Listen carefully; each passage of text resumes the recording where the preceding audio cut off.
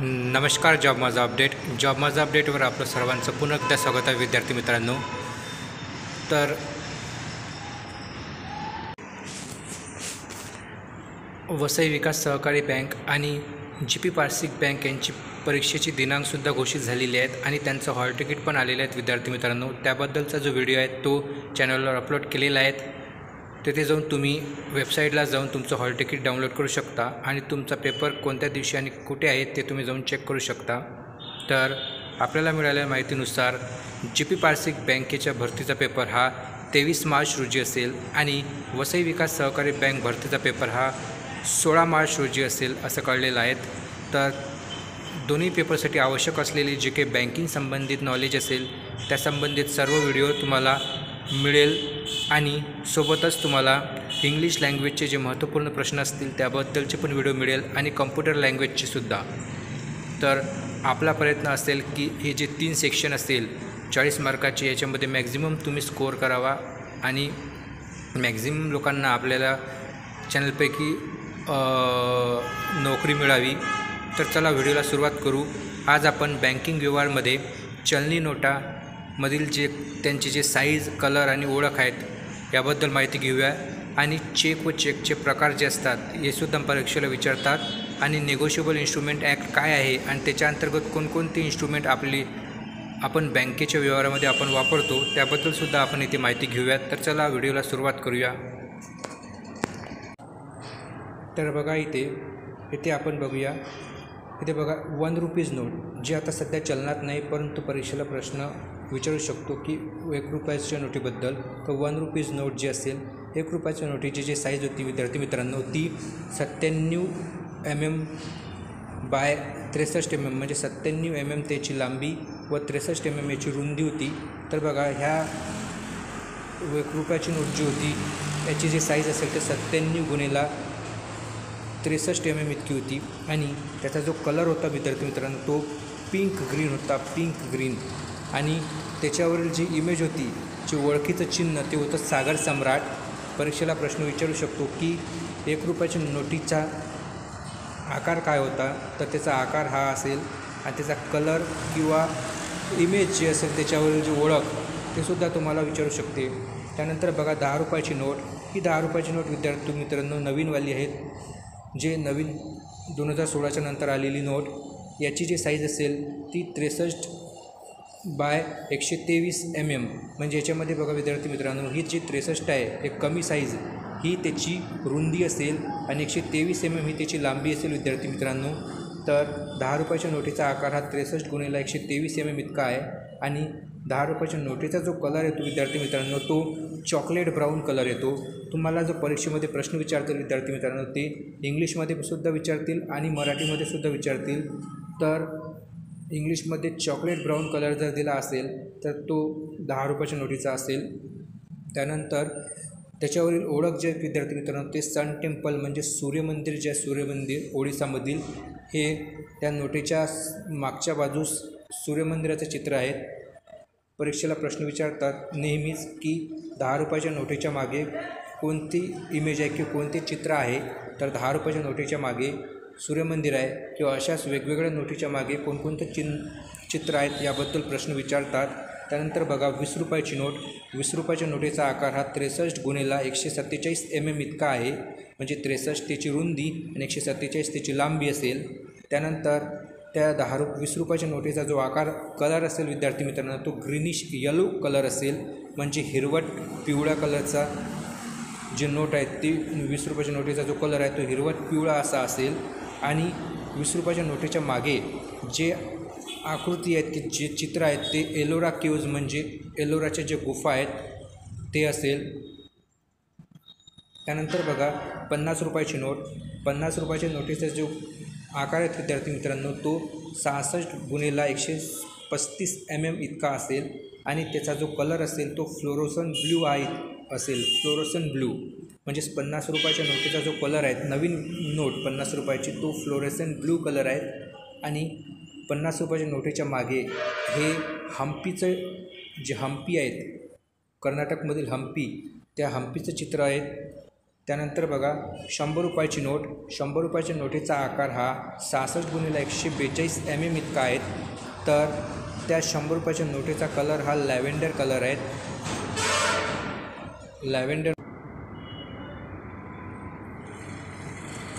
Lavender म्हणजेच विद्यार्थी मित्रांनो फिक्कट जांभळा हा कलर येतो. त्याचा फिक्कट जांभळ्या कलरचा जांभळा कलर असेल 100 रुपयाच्या नोटीचा, म्हणजेच लॅव्हेंडर कलर.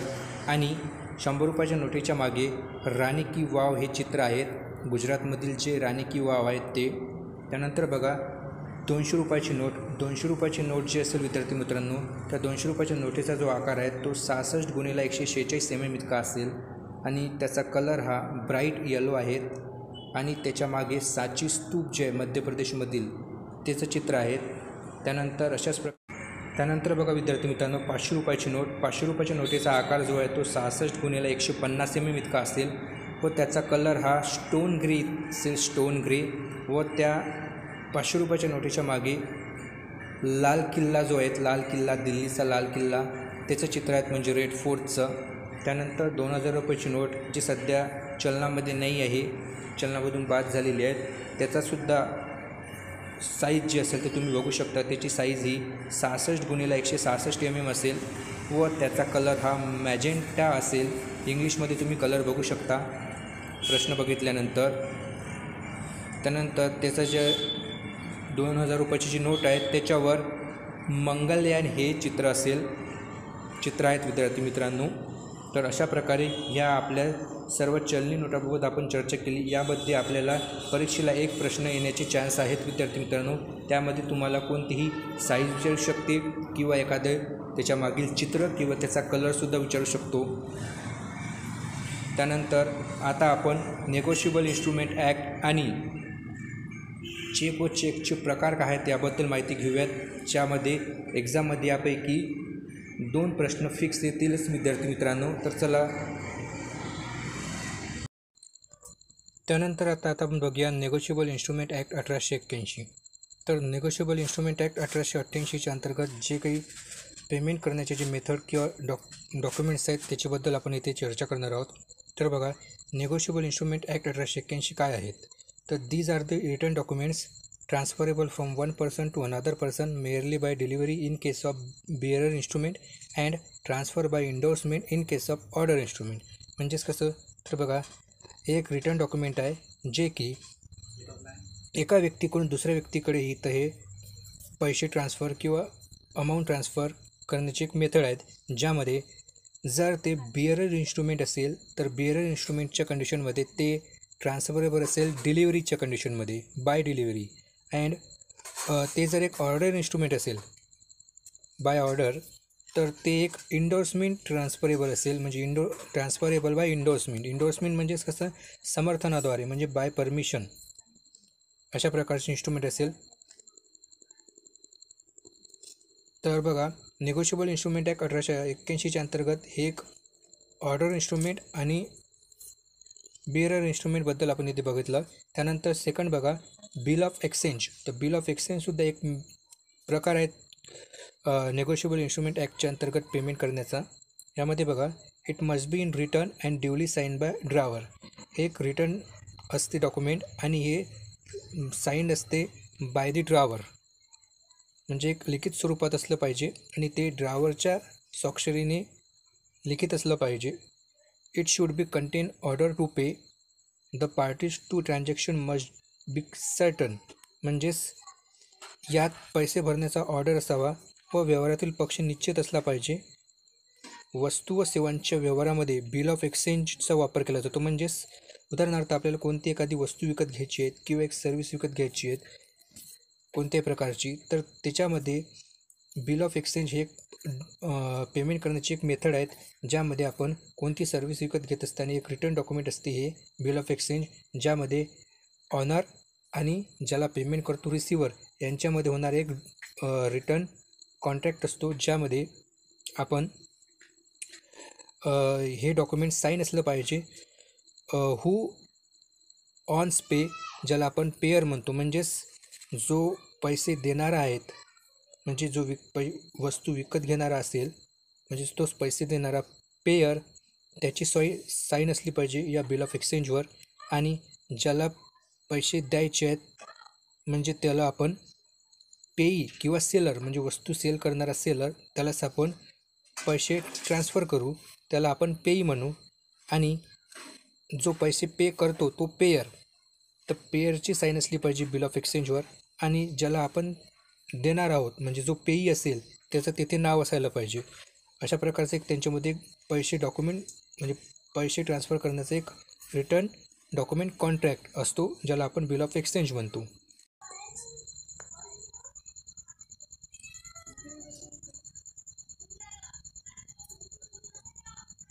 त्यानंतर आपण असोसिएट विथ चेक म्हणजे चेकचे प्रकार काय काय आहेत आणि ते कोणत्या प्रकारचं ट्रान्झॅक्शन कोणत्या प्रकारच्या चेकला इश्यू केले जाते यामध्ये आपण बघूया. तर बघा, पहिला प्रकार आहे ऑर्डर चेक. तर ऑर्डर चेक म्हणजे कसा, तर a cheque payable to particular person or his order, म्हणजेच जो चेक एका पर्टिक्युलर पर्सनला पे केला जातो किंवा एखाद्या पर्टिक्युलर ऑर्डरसाठी इश्यू केला जातो, तो असतो ऑर्डर चेक. म्हणजेच एखाद्या पर्टिक्युलर व्यक्तीला तो द्यायचा आहे, त्याच्या नावे तो ऑर्डर आहेत, त्याला आपण ऑर्डर चेक म्हणतो. त्यानंतर bearer cheque a cheque payable to person whoever bear, म्हणजेच असा चेक की याचं पेमेंट हे या चेकचं पेमेंट हे ज्या व्यक्तीकडे तो चेक आहे सध्या त्या व्यक्तीला त्याचं पेमेंट होत असेल त्याला आपण बिअरर चेक म्हणतो. तर ऑर्डर चेक असा असतो की त्या चेकवरील जो नाव आहेत त्याच व्यक्तीला ते पेमेंट होते, इतर कोण्याही व्यक्तीला ते पेमेंट होणार नाही. परंतु बिअरर चेक तसा नसतो. बिअरर चेकमध्ये नाव दुसऱ्याचं जरी असलं परंतु जो व्यक्ती तो चेक आणेल त्या व्यक्तीला ते पेमेंट दिलं जातं, त्याला आपण बिअरर चेक म्हणतो.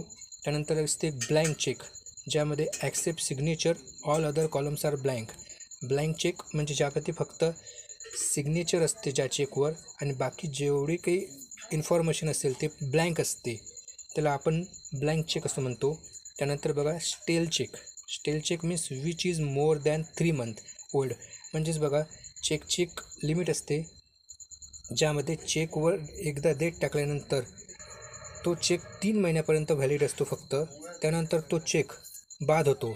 तर जो चेक बाद झालेला आहे त्या चेकला आपण स्टेल चेक म्हणतो बँकिंगच्या नॉलेजमध्ये. तर त्याच्यामुळे हे लक्षात ठेवा की एक्झामला प्रश्न विचारला की which type of cheque are is the stale cheque, तर जो चेक 3 महिन्यापेक्षा जास्त जुना असेल तो स्टेल चेक असतो. म्हणजे जो बाद झालेला चेक असेल की एक्सपायर झालेला चेक त्याला. त्यानंतर mutilated cheque means a cheque is turn into 2 or more piece, म्हणजे असा चेक जो चेक 2 किंवा 2पेक्षा जास्त पीसमध्ये फाटलेला असतो त्याला आपण मल्टिलेटेड चेक असं म्हणतो. म्हणजेच त्याला आपण विकृत चेक असं सुद्धा म्हणू शकतो. त्यानंतर बघा पोस्ट डेटेड चेक म्हणजेच a cheque that bear a date later than the date of the issue, म्हणजे असा चेक की इश्यू करण्याची जी चेकची जी तारीख असेल पेमेंट इश्यू करण्याची ते नंतरची असेल, म्हणजे ज्या दिवशी तो चेक त्याला दिला जातो त्या तारखेच्या नंतरचा जो चेक असेल त्याला आपण पोस्ट डेटेड चेक असं म्हणतो. त्यानंतर बघा open cheque means cheque which has not been cross, म्हणजे असा चेक ज्याच्यावर क्रॉस लाईन नसतात त्याला आपण ओपन चेक असं म्हणतो. त्यानंतर क्रॉस चेक हा ओपन चेकच्या अगदी विरुद्ध, म्हणजेच a cheque which is carry 2 parallel transverse line across the face of the cheque, म्हणजेच चेकचं जे फ्रंट पेज असेल त्याच्या एका कॉर्नरवर वरच्या टॉप कॉर्नरवर 2 अशा पॅरलल लाईन असतात क्रॉस, तर त्या चेकला आपण क्रॉस चेक म्हणतो. आणि जर तिथे ह्या लाईन नसेल तर तो ओपन चेक असेल. त्यानंतर बघा चेकचं पेमेंट करण्याचे जो काही प्रकार आहेत, जसं की सुरुवातीला जेव्हा चेक होते तेव्हा त्याच्यावर MICR हे कोड होते, MICR कोड ऑन चेक. या सुरुवातीला जे चेक पेमेंट केले जात होते 2010च्या आधी, त्या चेकचं पेमेंट हे MICR कोडच्या माध्यमातून व्हायचं. MICR कोड म्हणजेच मॅग्नेटिक इंक कॅरेक्टर रेकग्निशन, तर हा एक कोड असायचा जो की एक 9 डिजिटचा कोड असायचा, ज्यामध्ये त्या कोडमध्ये पहिले 3 डिजिट जे असेल ते सिटी किंवा डिस्ट्रिक्टचे होते. त्यानंतर जे नेक्स्ट 3 डिजिट म्हणजेच मधातले जे 3 डिजिट होते मधले ते डिजिट त्या बँकेच्या नावाबद्दल होते, म्हणजेच ते नंतरचे 3 डिजिट त्या बँकेचं नाव दर्शवत होते. आणि शेवटचे जे 3 डिजिट होते म्हणजेच लास्ट 3 डिजिट ते त्या ब्रँचची लोकेशन जे असेल किंवा ब्रँच नेम त्याबाबत. तर अशा प्रकारे परीक्षेला किंवा एक्झामला क्वेश्चन येऊ शकेल की MICR हा कोड किती डिजिटचा आहे किंवा होता, तर तो 9 डिजिटचा होता. किंवा असा प्रश्न येऊ शकेल की MICR कोडमधील पहिले 3 डिजिट काय शो करते, तर MICR कोडमधील पहिले 3 डिजिट हे सिटी किंवा डिस्ट्रिक्ट, जे बँक ज्या डिस्ट्रिक्टमध्ये आहे ती डिस्ट्रिक्ट किंवा सिटी. त्यानंतर मधले जे 3 डिजिट आहेत नंतरचे ते त्या बँकेचं नाव, आणि शेवटचे म्हणजे लास्टचे ते त्या बँकची लोकेशन. त्यानंतर हे बघा अशा प्रकारचे ते 9 डिजिट असायचे, ज्यामध्ये पहिले 3 डिजिट हे सिटी, नंतरचे 3 डिजिट हे बँक जसे की ICICI बँक, आणि शेवटचे 3 डिजिट हे ते ब्रँचची लोकेशन. त्यानंतर 2010च्या नंतर चेकचं जे पेमेंट व्हायचं ते चेक पेमेंट होण्याची पद्धत जी आहे ते चेंज झाली. त्यानंतर चेक पेमेंट होण्याची पद्धत जी आहे ते CTS पद्धत आली. CTS पद्धत म्हणजे चेक ट्रंकेशन सिस्टीम 2010. तर यामध्ये चेक ट्रंकेशन सिस्टीममध्ये काय केलं जाते तर यामध्ये चेक जो आहे तो चेक स्कॅन केला जातो CTS मशीनद्वारे, ज्याच्यामुळे काय होते की truncation is process of stopping the flow of physical cheque, म्हणजे फिजिकल चेक फ्लो होण्याची, म्हणजेच आधी जे चेक MICRद्वारे जे पास व्हायचे त्यामध्ये एक चेक दुसऱ्या बँकेतून जाण्यासाठी वेळ लागायचा, तिथे जाऊन ते उदाहरणार्थ ते ड्रायव्हरने काढलं आहे, अशा कंडिशनमध्ये हे निर्दिष्ट बँकवर काढले जाते. म्हणजेच ज्या बँकेचा तो चेक आहे, ज्या बँकेतून पेमेंट इश्यू करायचा आहे ते निश्चित बँक, या बँकेतूनच तो चेक जो असेल तो वटवला जात असेल तर एखाद्या विशिष्ट व्यक्तीच्या किंवा त्याच्या ऑर्डरवर किंवा इन्स्ट्रुमेंटच्या वाहकाच्या मागणीनुसार आहे धनादेश हा योग्यरित्या दिनांकित असावा. म्हणजेच जो चेक असेल चेकवरील डेट जे असेल ते म्हणजे नीट असली पाहिजेत, योग्यरित्या भरलेली असली पाहिजेत. त्यावर जो ड्रायव्हर असेल म्हणजे जो पैसे इश्यू करणारा त्याची स्वाक्षरी असली पाहिजेत, व व्यवहारात 3 पक्ष असतात. जर तो सेल्फ चेक असेल, म्हणजेच जर तो सेल्फ चेक असेल तर व्यवहारात 3 पक्ष असतात, आणि तर पैसे देणारा फक्त ड्रायव्हर असेल. म्हणजे जर तो सेल्फ चेक असेल तर त्यामध्ये 3 पक्ष असतात, म्हणजेच जो पैसे चेक इश्यू करणारा, चेक ज्याला भेटतो, चेकची अमाऊंट ज्या व्यक्तीला भेटते तो, आणि एक बँक. त्यानंतर आपण चेकचे प्रकार बघूयात. चेकच्या प्रकारानुसार त्याचं पेमेंट कसं असेल ते याच्याबद्दल आपण बघूयात. जेव्हापासून CTS पद्धत आली आहेत तेव्हापासून चेकची जे काही फिजिकल जे काही फ्लो प्रोसेस आहे ते थांबवण्यात आली आहेत. म्हणजेच आधी CTS पद्धत यायच्या आधी जी पद्धत होती MICR पद्धत, त्यामध्ये चेक व्हेरीफाय होण्यासाठी दोन्ही बँकेमध्ये त्या चेकचं ट्रान्सफर व्हायचं. म्हणजेच ज्या बँकेत तो चेक टाकण्यात आला आहे आणि ज्या बँकेचा तो चेक आहे त्या दोन्ही ठिकाणी ते व्हेरिफिकेशन होण्यासाठी त्या चेकचं ट्रान्सफर व्हायचं. ट्रान्सफर म्हणजेच 2 ठिकाणी तो चेक व्हेरीफाय होण्यासाठी एका ठिकाणाहून दुसऱ्या ठिकाणी जायचा, यासाठी खूप वेळ लागायचा. म्हणजेच फिजिकल ट्रान्सफरेबल व्हायचं ट्रान्सफरेशन. त्याच्यामुळे CTS पद्धत आली. CTS पद्धतमध्ये काय केलं जातं की चेक इथे स्कॅन केला जातो आणि तो डिजिटली व्हेरीफाईड केला जातो ज्या बँकेकडून तो चेक इश्यू झालेला आहे तिथून, आणि नंतर लगेच तिथे पेमेंट केलं जातं. म्हणजेच hence need to move the cheque physically will be eliminate. म्हणजे चेक फिजिकली मूव करणे इथे पूर्ण तऱ्हेनं बंद झालेलं आहे, म्हणजे त्याची गरज जी आहे ती दूर झाली आहे. त्याच्यामुळे इथे चेक ट्रान्सफर किंवा चेक वटवण्याचा जो टाईम आहे तो आता त्याच्यामुळे कमी झालेला आहे CTS पद्धतीमुळे. तर याच्यामध्ये CTS पद्धतीमध्ये जे चेक ट्रान्सफर होतो तो अशा प्रकारे होतो. पर्सन अकाउंट होल्डर म्हणजे जो चेक इश्यू करतो म्हणजे ड्रावर, आणि a person who bear the cheque म्हणजे ज्याला चेक तो देण्यात आला आहे, इश्यू करण्यात आला आहे ज्या व्यक्तीला, त्याला आपण पेई म्हणतो. आणि जो व्यक्ती चेक इश्यू केला त्याला आपण ड्रावर असं म्हणतो. आणि ज्या बँकेतून तो चेक वटवल्या जाणार आहेत ते इथं बँक देण्यात आली आहेत, जे CTS पद्धतीने ते व्हेरीफाय करून नंतर ते पेमेंट करेल. म्हणजे बघा, ही बँक कॅनरा बँक आहे जिची शाखा मुंबई आहेत, आणि ह्याच कॅनरा बँकेचं अकाउंट जो व्यक्ती इश्यू करत आहे त्याचं अकाउंट चेन्नईला आहे. तर त्याच्यामुळे CTS पद्धतीमुळे काय होतं की चेन्नईला जाऊन त्याचं व्हेरिफिकेशन करायची गरज नाही चेकचं, तर इथून मुंबईच्या ब्रँचमधूनच त्या चेकचं व्हेरिफिकेशन होते CTS पद्धतीमुळं. तर अशा प्रकारे ही पद्धत आहेत. त्यानंतर बघा, इथे आपण चेकचे जे काही भाग आहेत म्हणजे चेकवरील जे काही महत्त्वपूर्ण जे भाग असतात, असा आपला चेक असेल ज्यामध्ये कोणत्या भागाला काय नाव आहे इथे आपण बघूयात. तर बघा, यामध्ये हा जो सर्वात वरचा 1 नंबरचा जो पॉईंट आहे वरचा, हा पॉईंट हा पेअर नेम किंवा ॲड्रेस असेल. जो व्यक्ती पेमेंट इश्यू करतो त्या व्यक्तीचं नाव आणि त्याचा ॲड्रेस असते. त्यानंतर इथे ही अमाऊंट लाईन आहेत ज्यामध्ये अमाऊंट लिहायची. हे डेट, चेक नंबर. तर बघा, चेक नंबर इथे असतो किंवा कधी कधी चेक नंबर खाली पण असतो. बघा, इथं हा चेक नंबर दिलेला आहे. त्यानंतर बघा, बँक फ्रॅक्शनल म्हणजेच इथेचा बँकेचा एक कोड असेल. इथे अमाऊंट बॉक्स असतो.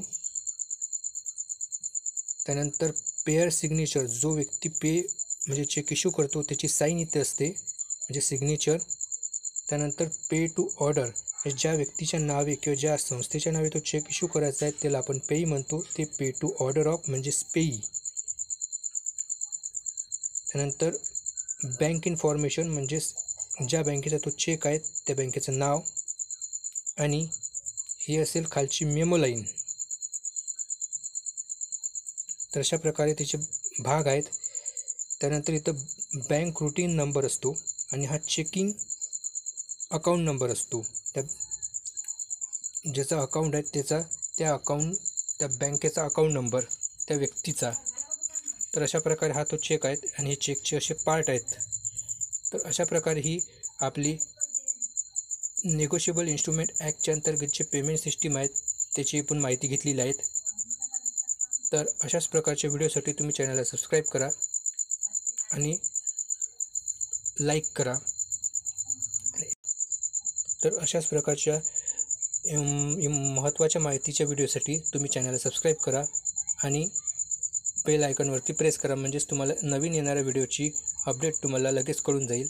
तर यानंतर आपण आज कम्प्युटर संबंधित जे काही महत्त्वाची जी माहिती आहे त्याबद्दलसुद्धा आपण एक व्हिडिओ अपलोड करणार आहोत, जे की तुम्हाला 16 मार्च आणि 23 मार्च रोजी जी परीक्षा असेल तुमची तिथे महत्त्वपूर्ण ठरेल. तर ठीक, धन्यवाद.